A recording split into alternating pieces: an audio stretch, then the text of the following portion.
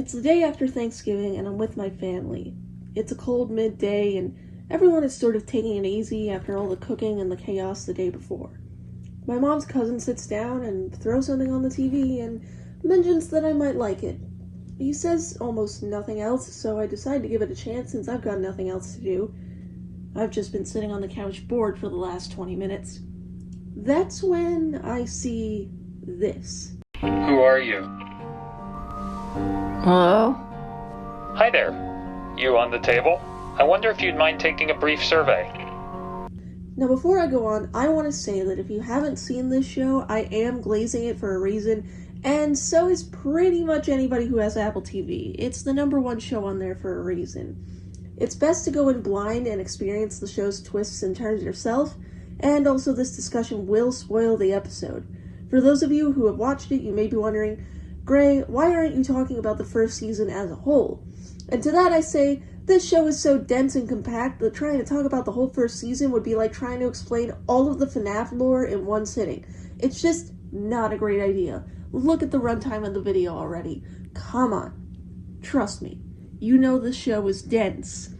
Anyway, the woman on the table gets up and tries to escape the office room, while the voice from the speaker suggests that she take a survey. 5 questions, which, depending on her answers, grants her something. After trying the only door in the room, which is locked from the other side, and asking to leave twice, very angrily mind you, she finally relents and takes the survey. The first question is, what is your name? To which she's visibly confused. She can't seem to remember. The next question is, in which state or territory were you born? To which she's even more concerned and frightened. She can't remember that either. When asked to name one state or territory, she can do so, letting us know that she does have some grasp on the knowledge of the world and is not entirely unaware of time or place. This is important for later. She's then asked, what is Mr. Egan's favorite breakfast? Which doesn't even make sense, before she's finally asked, Best of your memory, what is or was the color of your mother's eyes? She pauses. She sits in shock. She can't remember. Yet the door opens and the voice appears to be a man who says, that's a perfect score. Boom! We cut to the title card. This is also the first time we hear a very commonly used and frankly unsettling sound that's something between a computer glitch and a melodic note. The visuals and all my gushing about that, as well as the sound design, will come up as we go, because Theodore Shapiro's music is brilliantly composed, and Ben Stiller is a fantastic director, and Dan Erickson's plot and characters are so fucking good, and oh my god, do you see why this is a lot? We then see our main character and protagonist, Mark, who's sobbing in his car and calming down before heading into this massive building and checking in for work. Fun fact, that building is one I've been in more than once while visiting family, including the time period when I was there for Thanksgiving weekend. It's a lovely marketplace and it looks so visually appealing when it shows up because of how symmetrical and open it is in contrast to the cramped hallway shots coming up. And also, the space is legitimately very large. It's a massive building. And here are some clips where I legitimately gushed about this to a couple friends that I sent this to. Literally been in that building, except from like the other side of it, I guess. It's so cool, man. There, I have been in that room. I have walked in that area. Ah! I've literally been at that desk. That's like the customer service desk at the usual like place that this is. It's like a big shopping center business type thing. So I've been through those doors, literally stood right basically in that position. And, hold on, because there's more. First of all, it's really cool that it's like perfectly symmetrical from above. But,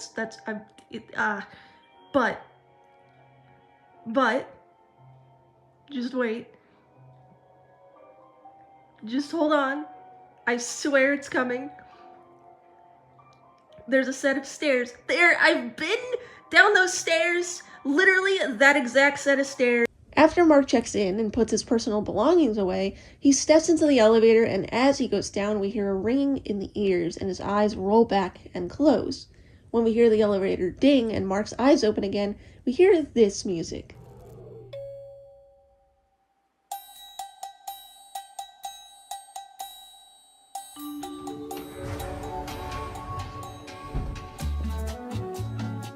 It literally sounds like elevator music, but it also signals a mood change.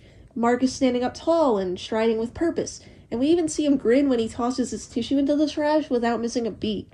However, as he moves through the winding halls, there's still a slightly off feeling. The scene drags on. We follow Mark through the entire walk to his department, which is a lingering stride through these bright halls that twist and turn all around. It's like a maze, which will also be relevant later.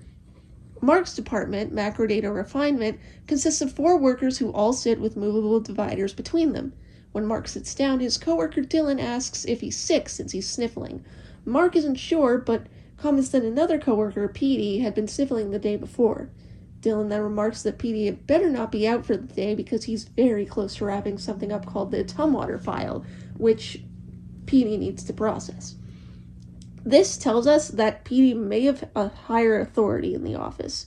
We then get introduced to Irving as he walks in and asks, "Hi kids, what's for dinner?" To which both Dylan and Mark groan about the greeting.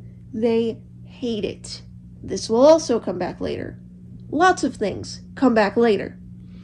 Dylan then complains again about Petey being sick, mentioning if he can't process the Tumwater file, Dylan will miss out on a waffle party. Irving then mentions perks like that getting ridiculous, and how when he started at the company, which we now learned is named Lumen, coffee creamer was an incentive. This tells us that Irving has been in the company the longest, since Dylan and Mark don't believe it was as bad as Irv makes it sound. He's also the only one who rises to stand when Mr. Milchick, their supervisor of sorts, arrives and greets them. This shows us that he's also sort of a stickler for the rules and definitely respects upper management. Mr. Milchick then asks Mark to exit so they can have a word. As they walk, he mentions, last time you saw Miss Cobell, she was in her old office. Now she's in her new office. Mark asks what this is about, to which Milchick suggests complimenting the new space to appease her. When he does so, she complains that it's horrid before entering the room. When she sees Mark, she mentions her concerns about him appearing hungover, which he seems confused about. This will once again come back later. We are then introduced to the board, who will connect virtually through a speaker that appears to match the one Mark was using to speak with the woman in the opening.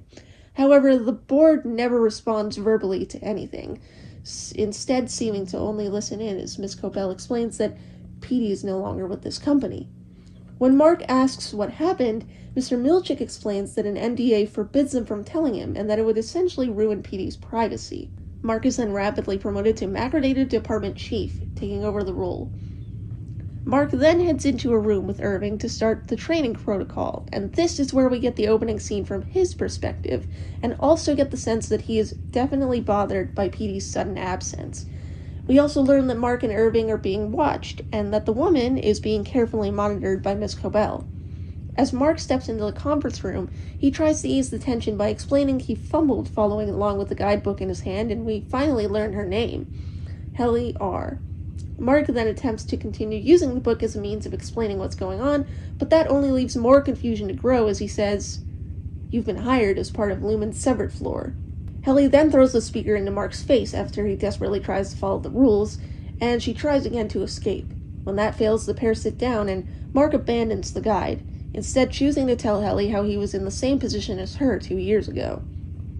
Helly is clearly not having any of it, and demands to be let out, and Mark, though afraid of the consequences, tells her that if she asks a third time, he can actually let her out of the room. Now, the following scene is where I personally knew I wanted to see more of this show. It's the pivotal moment where things get weird enough to scratch the itch in my brain that says, give me dreamlike surreal stuff now! So again, if you're interested, I recommend going and watching the show yourself and enjoying the mysteries in full. I can only play snippets here, and my explanations and breakdowns do not do this show justice. Now is your last chance to back out before I reveal a huge plot point regarding leaving the office. For the sake of not ruining this scene, I am going to play it in full.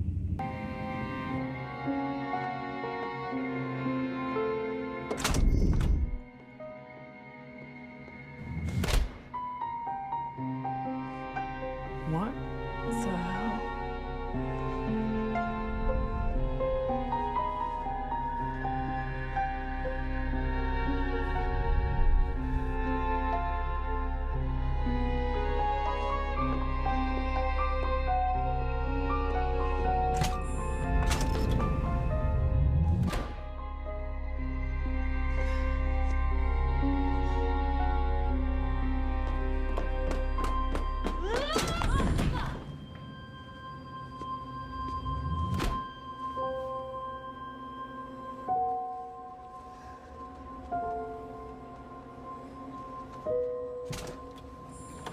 Now, the first time I saw this, I was confused and bewildered, much like Helly, but now the dialogue between Mark and Helly is actually very funny and amusing. I mean, it was sort of funny the first time around, but on my third rewatch, I actually chuckled.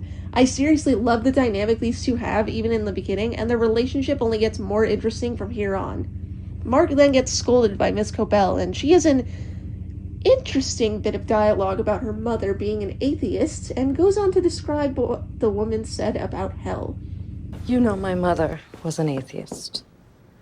She used to say that there was good news and bad news about hell. The good news is, hell is just the product of a morbid human imagination. The bad news is, whatever humans can imagine, they can usually create. We then see Helly's orientation tape, which it turns out is a video of herself. This is where we get an explanation on what severance actually is, which is a surgical procedure where your perceptions are split into your work life and your personal life.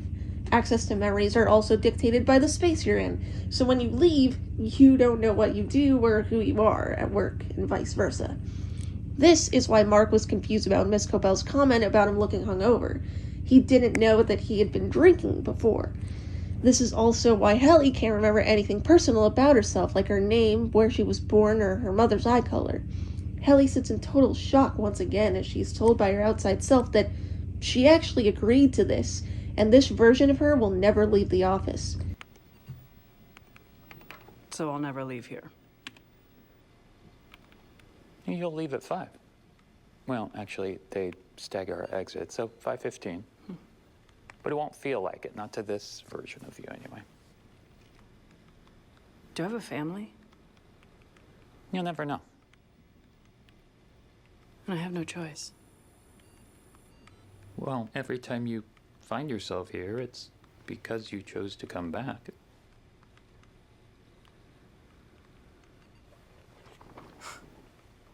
None of the people working on the severed floor know if they have families, friends, where they go after work, or anything of that nature. But every time they find themselves back in the office, they chose to return. It's some weird, morally questionable shit, which I love in fiction like this. Give me more weird dystopian fiction, please! As Mark leaves for the day, he discovers a note left by Lumen explaining his entryway as a fall and a VIP card for Pip's bar. He puts it aside for now and goes home. We get the sense that Mark isn't doing well. He drinks all night, he lives alone, and his demeanor is entirely different from how we see him at work. When his sister Devin knocks on his door and takes him over to a dinner party he'd forgotten about, he is clearly not looking forward to it.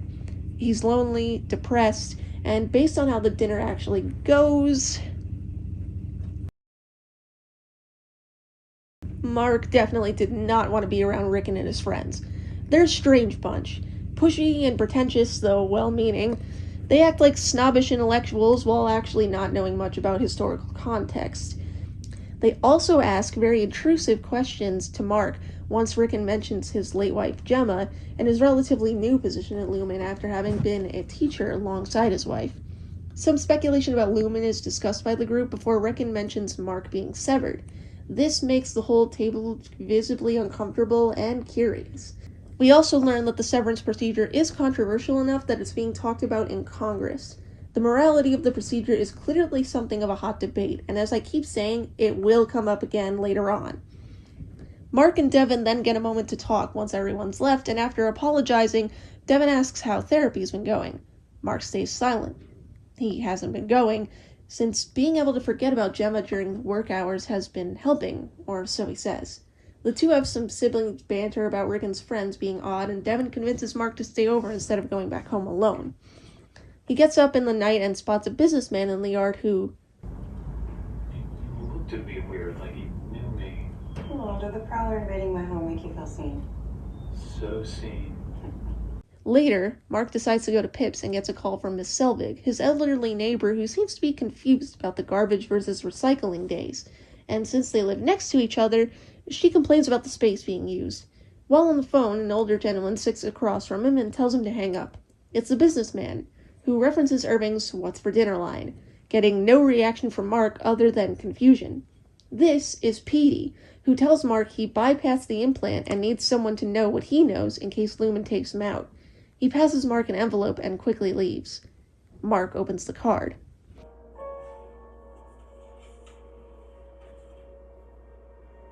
Mark, sorry about the card. I had to grab something and I know it's not appropriate. Though I'm sure you'd be a really fucking awesome niece. We used to wonder what kind of men we were on the outside. What choices we had made and why.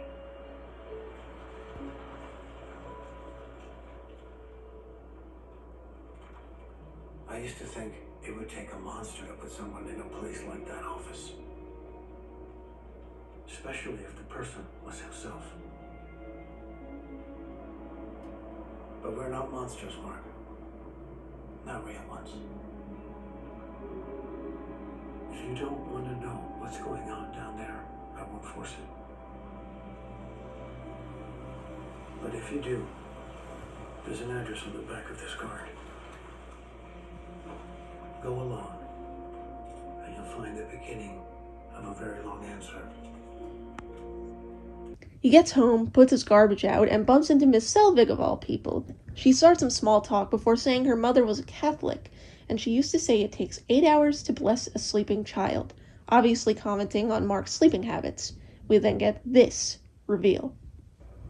Good night, Mrs. Selvig. Mark? You're good people.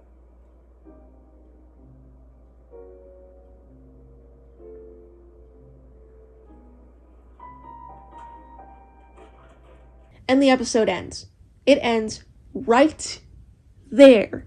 This is when the obsession began for me. I needed more, and I needed answers. Why is Miss Cobell also Miss Selvig? Is she spying on him? What is Lumen doing? The PD wants known. Can he be trusted? Is he even reliable? What the hell is up with this office being so devoid of other people? It's fucking empty. The hallways are empty. No one else is in there. It's all a juicy hook that immediately grabbed me by the balls, as I said in other videos. Also, the little lead into the music during the final scene with Mark and Miss Selvig. Oh my god, it's so good. And we are only one episode into my fixation. There is so much to talk about for each individual episode because of the nearly hour-long runtime for each one, and that hour leaves nothing wasted. Every single moment has something visually striking or an action that's subtle but telling if you pay attention to the characters' expressions and dialogue. It's truly a show that leaves me speechless at times and wondering how I might be able to do something similar in my own projects. I mean, I love the attention to detail, the characters, the dynamics we get between them, the settings, the compositions of scenes, the use of lighting and framing. It's all gorgeous and so inspiring to me. Honestly, I will be going deeper into things as this essay series continues because believe me, it only gets weirder and better from here. Things are crazy in the show, and I honestly can't wait to ramble more about it. And yes, this video was more of a plot summary than anything else, but it's kind of like that for a reason since it's only the first episode and we can't really start theorizing things until later. If you like this video, be sure to subscribe so you don't miss the next part. This video took me a long time to put together, and I'd really appreciate it if you also leave a like and comment what you liked and didn't like about this format so I can improve my skills. I've watched video essays for years now, but this is my first time really making one myself, so any pointers would help me out. Thanks for watching, and goodbye.